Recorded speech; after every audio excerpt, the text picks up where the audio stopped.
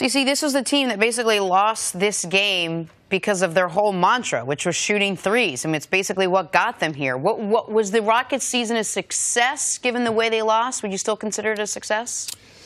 I can't consider it a success. I know the coach during the regular season, he said with the 65 wins that he thought the season was a success before the playoffs had played out.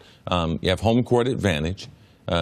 You have the Warriors in a Game-7. Nick said, based on what the franchise, that's what they wanted. They like to take their chances. No, you can't consider this a success because you are 12 minutes, and I'll take that, the 12 minutes of the third quarter. You're 12 minutes away from being in the NBA Finals, and you can't make the adjustments. Like the system that you have, it didn't prove out that it works. So I wasn't encouraged by watching that. People will say, use the excuse of Chris Paul. Well, you don't know what's going to happen next year. You think Harden's going to be just as good? Are you going to continue to play him 40 minutes? Can his body handle that? Is he in the type of physical conditioning to do that? So I would say that this year was not a success because my friend taught me that I didn't know this. Only 20 teams have won 65 games. 15 of those won the NBA championship. Now you know the Rockets what list they're on? They're on one of the teams that won 65 games and that didn't win the championship. This season was obviously not the ultimate success. But I know what, Cece alluded to it, I know what their goal was. Secure home court, turn the season into a best of 3 against Golden State. They secured that. They then went one above that. They won the first game of that best of 3. And at the end of that game, they lost their most important player. And despite that, they had a double-digit halftime lead in Game 6. And then a double-digit halftime lead in Game 7. I can't look at one incredible 2.5-quarter cold stretch of three-point shooting and say it's an indictment on an entire system of basketball. You could never have duplicated or believed that a team would miss 27 threes in a row. They overcame an injury to their version of Andre Iguodala, the guy that can't shoot that well but is a great defender, Luc Richard Mbah a Moute. He got injured in Game 81 or Game 82, was out in the first round, and then became unplayable. Like, we've seen what the Iggy injury has done to a more talented Golden State team. And the one other reason that I can't say this year was a failure, or that I can say this year was a success, let me put it like that, is we don't know. What if in 3 years no one has taken Golden State to 7 games again? What if the only elimination games Golden State plays with this group of guys are these 2 games that the Rockets played them shorthanded? Are we still going to have that be an indictment? It was. You don't like the word unlucky, so I'll use the word unfortunate. It was an unfortunate time to have the most historically cold shooting stretch, not in Rockets history, in NBA playoff history. That's what happened. I don't think it undoes everything they did this year. Well, if you consider this season a success, do you not change anything going into next year? Do they have all the tools in place, I'll ask either of you, to come back next year and take it further than they did this year?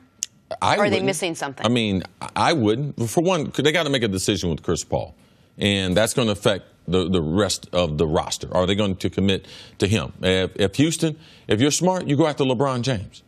Why not? He's the best free agent out there. If you're trying to improve, Golden State did it. They went out and got KD after they lost to the Cavs. Like, why wouldn't you as Houston go out and get the best player? He's better than Chris Paul. He's better than Harden. He can calm the team down, and he can get a bucket or go to the free throw line. He realized how these playoff games, and I don't care what analytics they give to LeBron, LeBron knows in the third and fourth quarter in the NBA, all those stats and stuff, they don't matter. He don't need the referee. So go get LeBron James. That's what I would do. Listen, if you can get LeBron, you go get LeBron. If you can't get LeBron, would I run it back? Yes. Now, you mentioned a decision about Chris Paul. They also got a decision about Clint Capella. If they lock up Chris Paul and they re-sign Clint Capella, that's your team.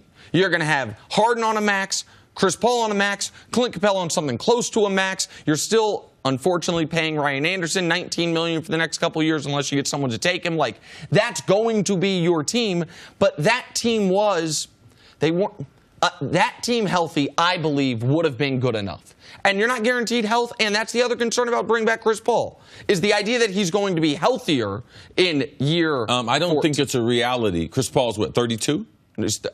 32, Okay. sure. Now, so if you sign Chris Paul to a 4-year, you're taking him from 33 to 37. Now, I've seen Chris Paul from the age of 29 to 33. So you think on the backside of those 4 years, he's going to be more healthy than the last 4 years?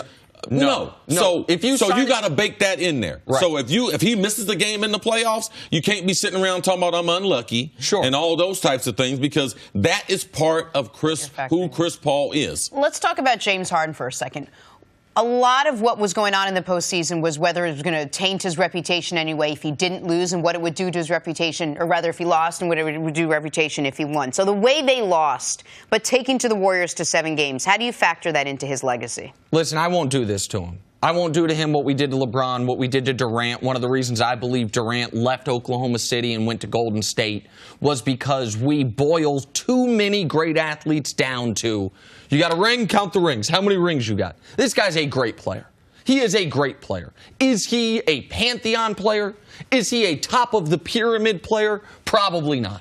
And had he won last night and taken his team to a championship, he could have become that. So if that's tainting his legacy, I'll say that. But what the onus on him once CP3 went down was enormous. Was he elite in Game 6 and 7? No. But what's the list of guys we have active in the league right now that have been the best player on champions? You count them on less than one hand. You count them on less than one hand. Like the idea that everyone that isn't that is something less than, I reject. It's one of the reasons why I don't kill Russ. I'm not going to kill Anthony Davis. He's a great player who isn't LeBron. And is he KD? I don't know. Like, how would these teams have looked if those two guys were flip-flopped? I'm not sure. Like, he looks a lot like KD looked in these spots when KD wasn't on the Warriors. And I thought KD was a great player then and a great player now. I would challenge you to find the numbers, because Harden in 17 games in the playoffs, not Game 7, 17 games in he didn't play great this playoffs. This is the best supporting cast that he had, best chance he had to win a championships. And to me, James Harden didn't come through. He didn't look like a superstar. You guys asked the question, how is his legacy affected? I'm just a person. I don't know what does Harden have as a legacy. What's his legacy? You're going to say that he doesn't have a legacy to be affected.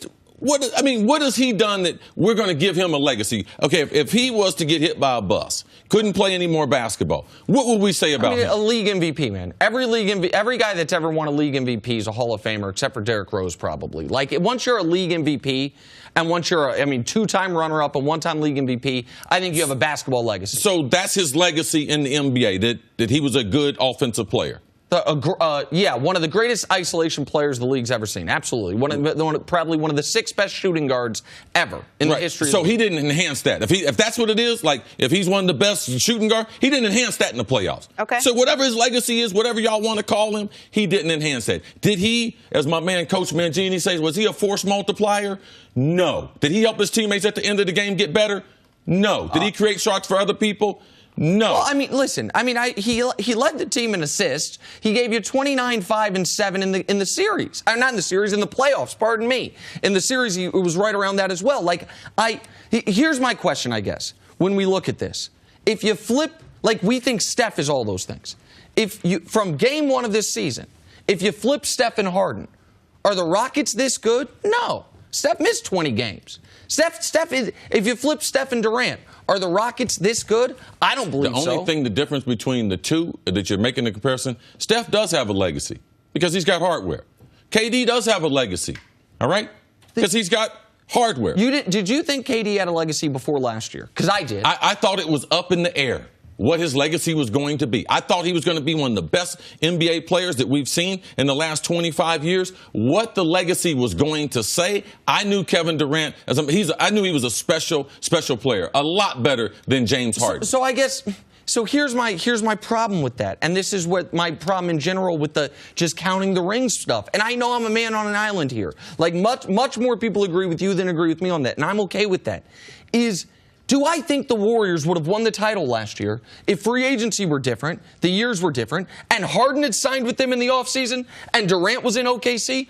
Absolutely, they'd have won the title. If those two players were flipped, and this was OKC, Golden State, but Harden's on Golden State, are we sitting here saying Kevin Durant, No. Can't do it again. No, but we're paid to talk about what's really happening. Not no fantasy. He's on Houston. Did he take Houston with home court advantage over the top? No. He shot 41% in 17 games. All right. Did he play well in this playoffs? No, he didn't play great. Well, you thought he played great. Well, there's a difference between not playing well and playing great. I would ask you this. Who in these playoffs other than LeBron has played better than James Harden? Because it can't just be... Kevin Durant. Really? So Durant's averaging the same number of points. Less shots. He's shooting a better percentage from the field, fewer assists, about the same rebounds. Like with a much easier job, with much more help. Like that. What? Listen, man, you sign up for what you sign up for. Agreed. All right? James Harden was a free agent. He had the pick of the litter. All right? Just like KD. And just because my decision's better than yours, you can't hold that against me. Of course, but I just don't think when you're saying we're paid to talk about reality. James Harden had his team with home court advantage. Everything was relying on him in H-Town. Let's forget the other 16 games. Last night, Harden didn't get it done. Okay, to my standard. That one, last night, I will agree with you. Last night, he was not good enough. That I totally agree with you there. James Harden missed 59 threes in the Western Conference Finals, the most of players he just shot another one. He just missed another one. In NBA history. It's a big factor. Well, yeah, but it should be noted that the first, second, and third on that list prior to Harden was Steph. And everyone knows how great Steph is. Like, guys that shoot a lot of threes are going to miss a lot of threes. I mean, so I think that's an important note on that. Thanks for watching. Subscribe here to get the latest from the show. Also, be sure to check out more of the best clips from First Things First, or go watch a few segments from our other shows on FS1.